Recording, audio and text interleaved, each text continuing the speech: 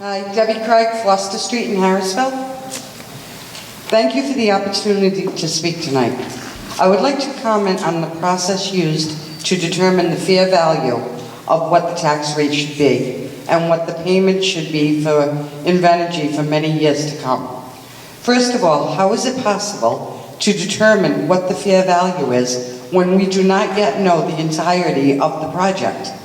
What if the water source requires that water be trucked in, similar to the Ocean State Power Plant? Is there enough money in the tax treaty related to road repair and upkeep?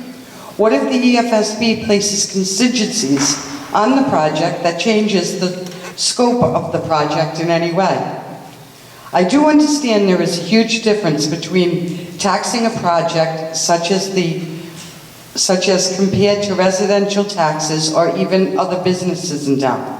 But the town would never agree to a final tax amount for a new house prior to confirming all aspects of that new house or a new small business in town for that matter.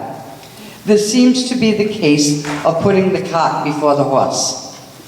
Rumor has it that Invenergy is putting extreme pressure, perhaps characterizing as threats, on the town to sign a tax treaty before November 1st. If this is the case, then it is yet another example of how they will be bad neighbors and bad partners in this project.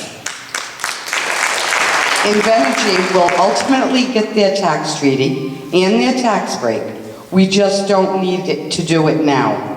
They asked for a 90-day delay, so the tax negotiations should also be delayed. Because Invenergy has chosen to provide incomplete and inadequate plans and overall information, we do not yet know the entirety of the structures that would be built or the true damages to the lands they will be building on. How can a fair value for tax purposes be determined without a true understanding of what is being done?